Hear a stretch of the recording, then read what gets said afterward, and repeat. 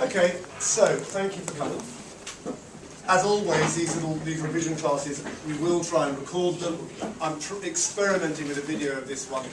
I don't know if I will open it to the public because I probably look like a grossly fat and slightly fatigued 52-year-old man. And when I see myself, I'll probably decide that this is going to go in the bin. But the point is, you know perfectly well, you will be able to obtain this again on the P drive, on my blog, and on the department YouTube channel. YouTube channel JWP, YouTube channel English, JIS English Department. So, what I want to talk about today, if you're going to come in, just come in and move away. There will be a bit of it. This is the one that doesn't know the camera's on. It says that. Smile at the camera. Okay, so let's get cracking because we've got to get out the other end. What I decided I'd call today is this: aspects of love. Why isn't MAAN called Beatrice and Benedick? I'm not going to lie.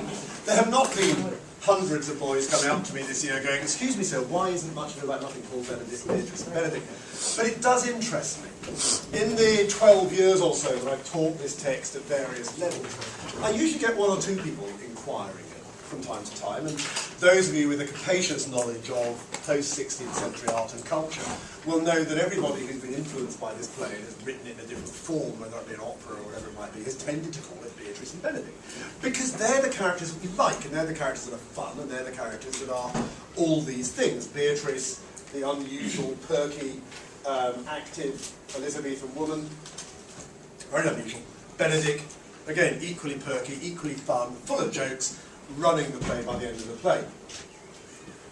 Why isn't it called Beatrice and Benedick? In order to answer that question, we've got to go back to the origins of the play. The play, as you are aware, is a comedy.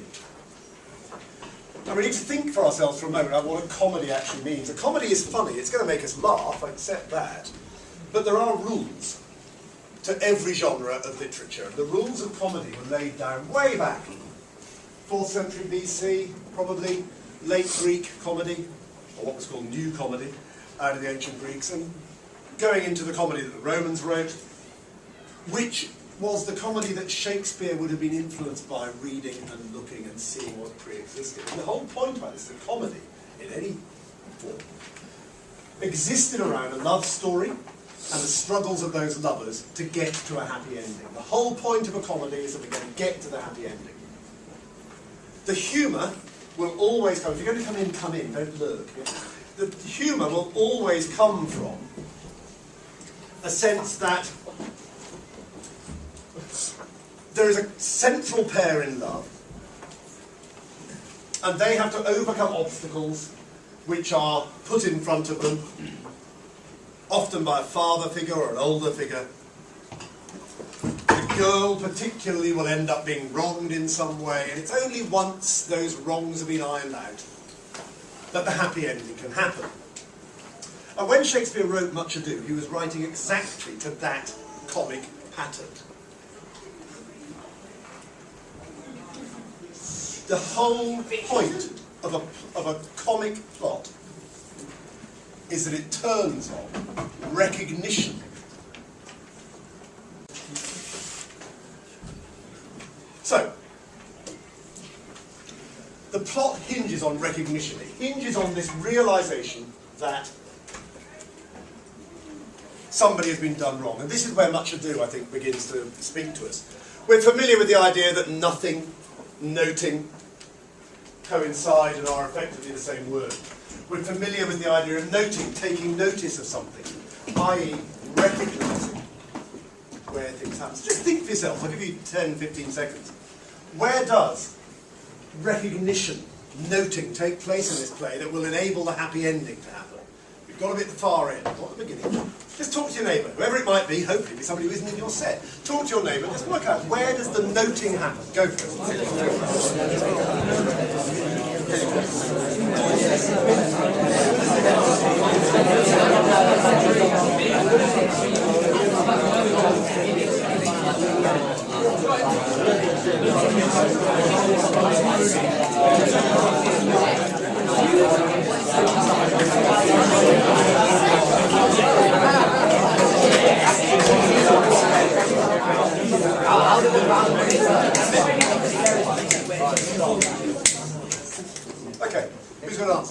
do we see it? Hello.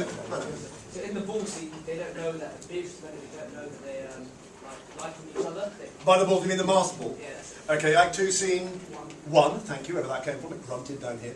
So in Act 2, so we're used to using the scene numbers. Yeah, but that's not the end, is it? That's not ultimately going to go to our happy ending. That's one of the staging points, one of the false recognitions, if you like, that's still going to get covered. We used to ask you for examples of notes. Well, they're the ones that actually bring about the happy ending. Ah. Who is it that actually notes? Where do we see the noting that brings about the happy ending? The friar. In 4-1, I have noted her, and he begins to say that yes, she blushed, but maybe that blushing wasn't guilt, it was upset and frustration. Who else notes? Albeit they're not intending to. And actually disobeying direct instructions. Clowns, who do you mean by the clowns? Well, Can I agree with you, but who do you mean? The Watchmen. The Watchmen, yeah. If you write the clans, I don't think anybody will necessarily give you much credit. Talk about the Watchmen, they will. And of course the watch note and the watch unravel, and it's up to Dogberry eventually to bring that news. And if Shakespeare hadn't written this hugely sort of tedious, malapropistic character, it would have all unraveled much, much faster. But the point is, well, this isn't really very good. The point is, it is happening.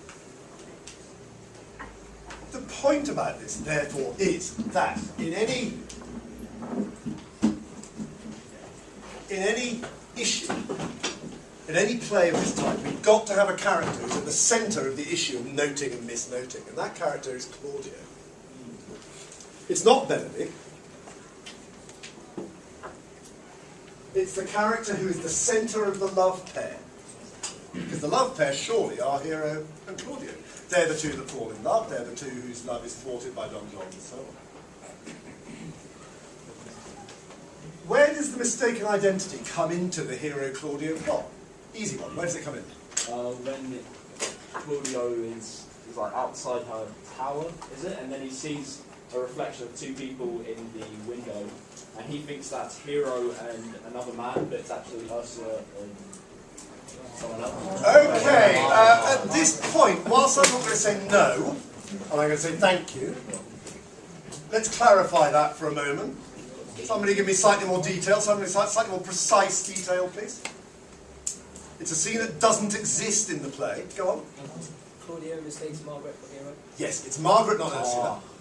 And all your stuff about reflected in windows, I don't know if you've been watching a film version in which that's what they say. Of course, this scene doesn't appear in the play. But we know that, who is it that cons Margaret into pretending to be Hero? Baraccio. We know that Baraccio and Margaret are deliberately, in Baraccio's case, letting Claudio think that this is Hero. Hence, the mistaken identity. And Claudio behaves absolutely to type and immediately decides he's going to disown her. And this is a really straightforward plot, isn't it? Hero and Claudio meet in Act 1, Scene 1, they fall in love. Mistaken identity, they fall out of love. Friar and everybody else takes notice, and by the end of the play they're back in love. That is a really straightforward comic plot. And that actually, for 4th century and through Roman times, that would have been enough. Shakespeare, being Shakespeare, always pushes conventions as far as he can in all his comedies. In this comedy, he introduces a second pair of lovers as a contrast. And he begins to write a different plot for Beatrice and Benedick, because they're not, their mistake, if you like, their belief they don't love each other pre-exists the play. All we see in the play is them out of love falling into love. So one pair meet in Act 1, Scene 1, Claudio and Hero. The other pair know each other of old and seem to absolutely hate each other.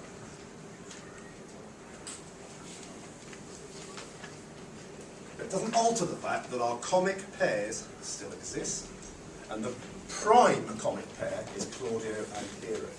Logically, Claudio would be the protagonist of this play. He doesn't say a great deal, and he's a really unsatisfactory character for a protagonist. But in a comic plot, he would be. Now, the reason I wanted to bring this up is this is useful for you in any essay, particularly character essay, but in any essay you're writing about any of the main characters.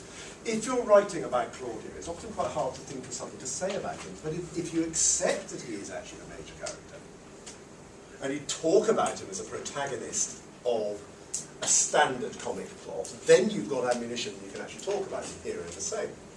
Some of you are obsessed by the fact that Hero doesn't say anything, apart from the fact that's factually inaccurate, and shows you haven't read Act 3, Scene 4 to any examiner looking at the essay you write. Also suggests that you don't get the importance of the love pair at the centre of the play, where Hero is Claudio's foil. So again, you need to start to think about that sort of activity. And as we read in the play, we move along, we move along. Now, there's no obstacle from father, the usual person in a Roman play or Greek play. It's usually the father that objects to the girl marrying. Why doesn't Leonato object to Hero's proposed marriage? What is it about Leonato's character that means that he finds Hero's proposed marriage really rather wonderful? Shall I ask again? Go ahead. He's a great lover of the aristocracy.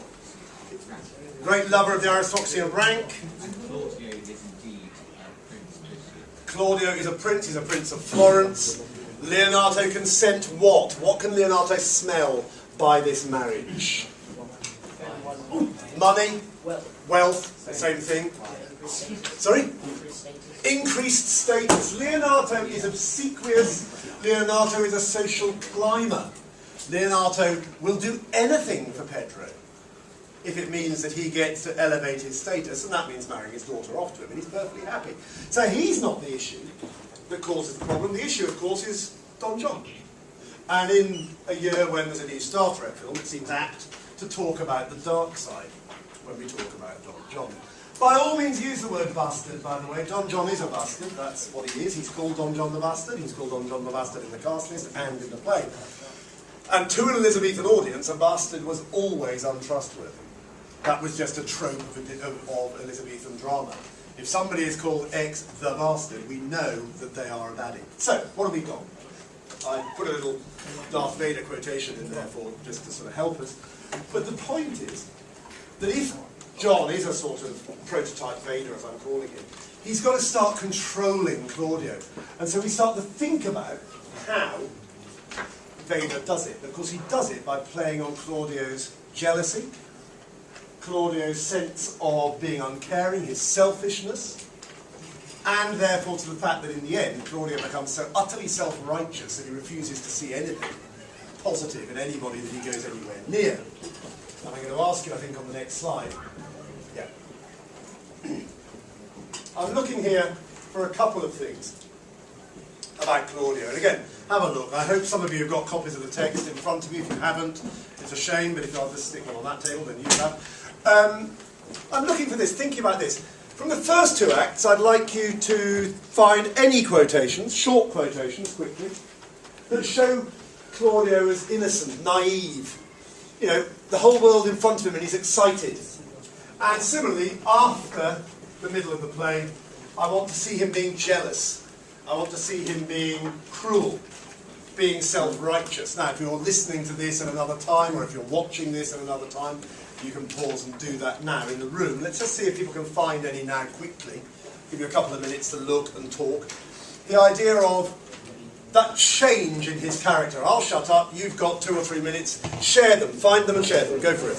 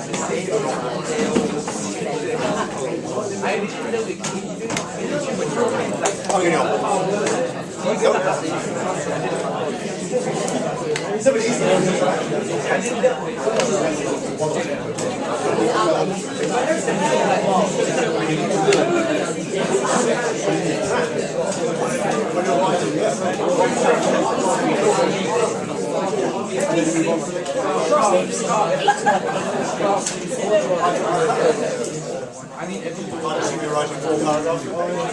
Job done. Oh, that one. Yeah, I'll tell you that. There's no point trying to prove the point.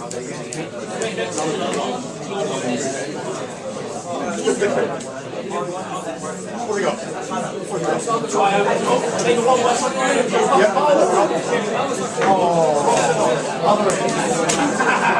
Okay, shush. And on with what I like to call the show. So, naive and sentimental Claudio. There is one quotation above all that really nails this, and when I count to three, those of you that have found it are going to shout it out. We'll take a risk. 1, 2, 3. Could the world buy such a dream? Could the world buy such a dream? Yay, and the case to put it in. I think this is great. I mean, yes, he's so naive. You know, going to bed, did you note her? He's in love and everything's perfect. Total stereotypical naive fool. What about the other end? I don't think I'll risk the 1, 2, 3 at the other end. What about the other end, where we see him becoming cruel and self-righteous and unpleasant? What did anybody come up with there? Yes, sir. Take back this rotten orange, or give not a rotten, I can't remember which one it is, give not a rotten orange, isn't it? Next one, somebody else, anything else? What does he say at the end of Act 3, Scene 2, where he decides that he will absolutely behave in a certain way if he sees anything that upsets him? He says, there at the wedding, I shall... If I see anything tonight, why I should not marry her. Speak up, you're on tape. If I see anything tonight, why I should not marry her. There, I... There. There shall I shame her? Oh yeah, there shall I. Yeah, you've got to finish off the quotation, I meant the quotation valid. But that idea that it's not, I might get angry, or if I see anything, I'll talk to her about it. He's so pompous. If I see anything tonight, you know, there at the wedding, there shall I shame her. An absolute decision, based on what he sees at midnight, from behind a bush, on the other side of the garden, to a pair of silhouettes up on a balcony. And self-righteousness and this idea that he's right. And he's cruel. And he is cruel at the wedding. There is no other word for it.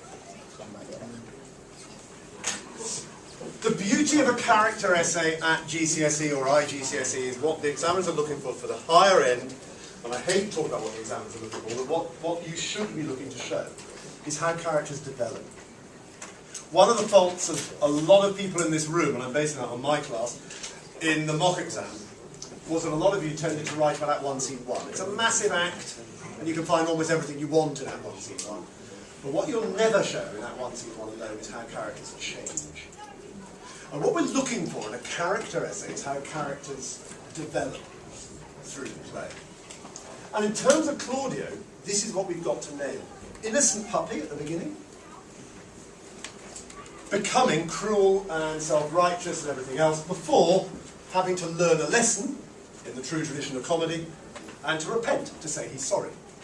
Shakespeare rather condenses that, of course, because what happens in Act 4 and 5 is that in Act 4, he shames Hero, and in Act 5, he's challenged to a duel, both by Leonato and by Benedick. He seems to sort of semi-ride both of them on a wave of arrogance. He's very rude to Leonato. Look carefully at 5, I think it's 5-1. His treatment of Leonato is very, very, very rude. You really need to see that. Before the revelation, Baraccio is brought onto the stage and the truth is revealed. And at that point, just like that, Claudio, who we know is a teenager and prone to very sharp changes in emotion, suddenly goes, oh my God, I'm wrong! And he collapses, and if you've watched the Branagh film, looks like he's severely constipated. That's his sort of and it's all a bit strange. And he returns to the light, to the good side. He becomes a Jedi once again. What's the instrument of his jedification in Act? It's a real word here, I promise you. What's the instrument of his jedification? What does he have to do to show that he's now good again? He sings to her in her grave. What's it called? That song that he sings? It's a... It's a what? Look it up! You've got scripts in front of you. What does he have to sing? He sings an...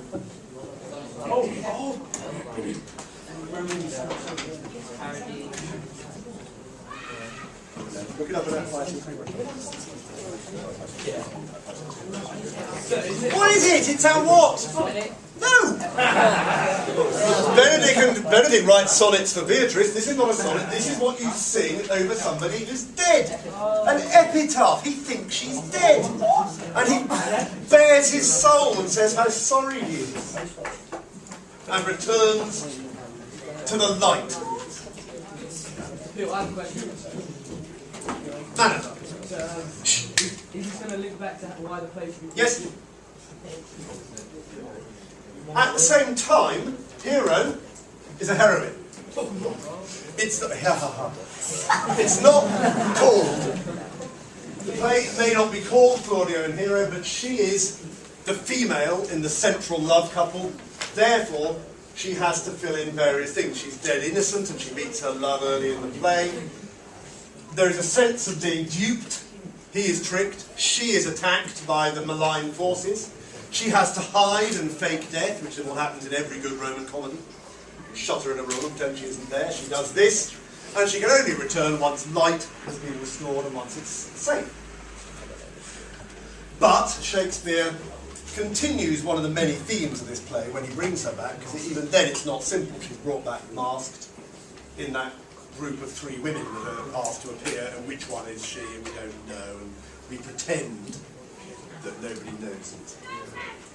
Until we get down to the following point. Another hero, nothing certain.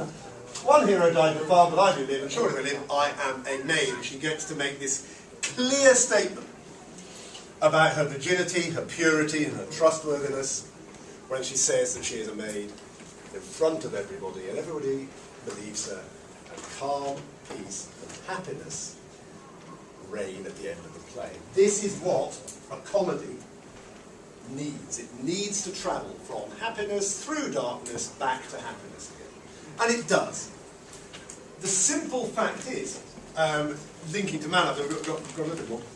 Why this play isn't called Beatrice and Benedick, of course, is that they are the secondary love plot. They are like the sort of variations that, in a musical sense, that Shakespeare is weaving round his straightforward plot. You've got one core plot that runs through the play, Hero and Claudio, and then Beatrice and Benedick sort of circle round it.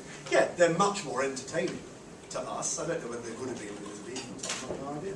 But they're much more entertaining to us, usually. But they are the secondary pair. They're not the core pair of a comedy. The other thing, of course, he's trying to make a point about is that this play, although it's a comedy about love, he calls it Much Ado About Nothing for a number of reasons. He calls it Much Ado About Nothing because nothing was an Elizabethan slang for a vagina. And this is a play about sex. And it is. Right from the moment that Beatrice says, Signor non tanto, we are in the world of trouser jokes. He calls it Much Ado About Noting because it's a play about actually recognising the truth of what is around us all the time. And one of the many truths about what is around us all the time is something that comes up in here, in terms of the tricking and so on that we were saying earlier, but also, because I can see the clock is moving, in this idea of social criticism. This is a play in which another strand of comedy, the strand in which the wealthy and the high status are often brought to their senses by the low status. Somebody mentioned clowns earlier, but it's exactly that sort of idea of clowning to embarrass the high status. This play is sorted by the poor, by the common, by the stupid, not by the wealthy aristocracy who are meant to know everything and probably fancy themselves knowing. And this idea of noting perhaps is a little dig at the sort of aristocrat who will behave like Leonardo or Pedro and believe that because they are wealthy and of high status, they automatically have a right to control, to have their word taken on everything without actually having to think about it at all. And I think that is a really important issue in terms of noting about why this play isn't Beatrice and Benedick. Because what happens here, we get this idea that dog-breed verges and the guard are quite tiresome to us. They're funny when you see them on stage, as long as the actors have got them on a sight gag, as long as they're very visual. They don't say anything terribly humorous, and they take a very long time to do it. But they are the people who will turn this play upside down. Two strands of comedy, therefore, the love story and the clash of status. We see the highest born member of the play, the character, Don Pedro. He's brought down a bit. He's challenged, and he comes up not great. Think about it, at the end of the play. He's the only one that's left on his own. He's the only one that either isn't married off or returning to the status quo. And in fact, if we assume that Benedick and Claudio are his two regular companions, he's lost them. And the last thing, of course, that Benedick says to Pedro is, anyone? Close. Wasn't a quotation, but it was right. Get thee away. Which is a wonderful irony, of course, because who did Pedro propose to in Act 2? Beatrice. But this idea that at the end of the play, Benedick is giving advice to Pedro, perhaps again is showing a slightly different society by the end of the play. Who runs the end of the play? Who's going to decide what punishment should come to John? Benedick, not Pedro. But Pedro is the high status man. And it's again as though Shakespeare is just showing that society can be ever so slightly movable. I'm not even going to start to talk about Beatrice at the end, because that's an entirely different thing. It would take half an hour to talk about sort of feminism and what we see about Beatrice there and not doing that. But by the end of the play, after the humiliations, it's not Beatrice who solves the problem. You could argue it's her force of will that makes people want to try and find out what happened. But even that's irrelevant. Because by the time the wedding ceremony is taking place and Beatrice is telling Benedick to kill Claudio, the plot has already been discovered below stairs by the commoners. And they are the ones who will sort it out. And I think it was far more important to Shakespeare to making that sort of point than worrying about which of the characters, Claudio, Hero, and Beatrice, Benedick, were seen as the real protagonists, if you like, within his play. It means that this man is a man that you do have to take seriously in terms of preparation. I've rarely, if ever, seen an essay on Dogberry. There was one on an A-level paper a few years ago. Because he's very hard to write about, but he's somebody we should know, because he's the instrument of what I'm calling the comic revelation. He's the one that brings it all forward. I'm not going to ask you to find instances of his futility, we'll be here all day. But he's the one that brings it out, and he's the one who Shakespeare deliberately delays all the time, because Dogberry can't speak properly. Every time he tries to sort out the problem, Leonardo sends him away, or somebody else takes no notice of it, and the plot gets extended for comic effect. It's not to the fact that it's Dogberry that does it. Ultimately, we have a very, very simple plot in this play. A couple vow to marry, a dark character plants a seed of jealousy, a comic fool discovers that plot, as a result of which all is revealed. It's an incredibly simple core to this play. Round that is spun all the fun with Beatrice and Benedick hating each other, loving each other and everything else. But ultimately that is spin. That's the extra, if you like. The comic plot is straight and direct. Shakespeare uses Dogberry as a delayer. He adds Baraccio and Conrad to the dark side. He's got to have somebody to help them. He stresses Leonardo as a social climber all the way through the play.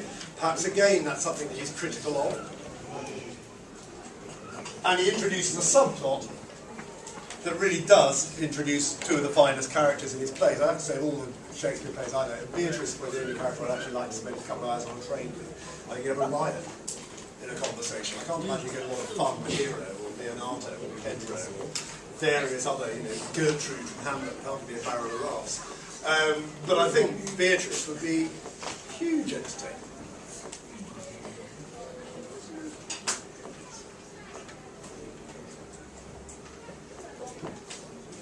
You can read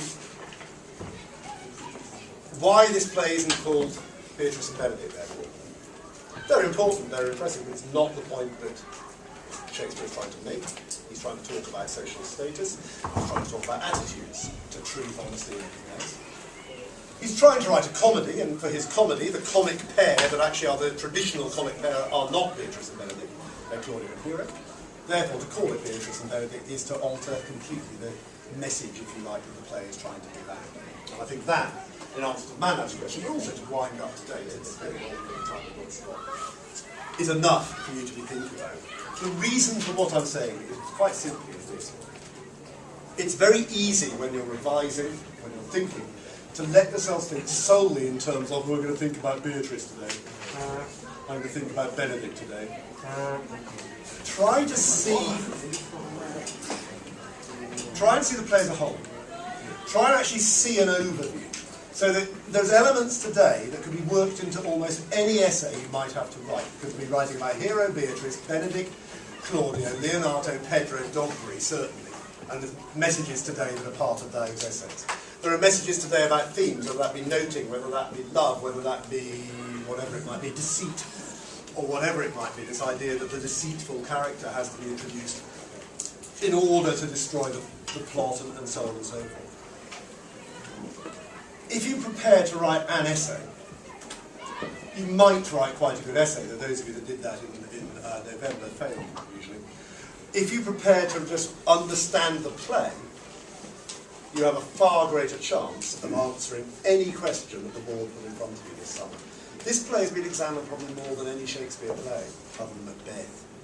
Every question that might be imaginable on this play has already been asked. If you Google Much Ado About Nothing exam questions, you'll have thousands of them. We can't possibly predict, therefore we have to cover the whole play. I hope that's been useful. I hope you've got something that you can take away. If you are a Red 11 bod and you didn't sign at the beginning, I need to see you now. Otherwise, gentlemen, thank you very much for your time.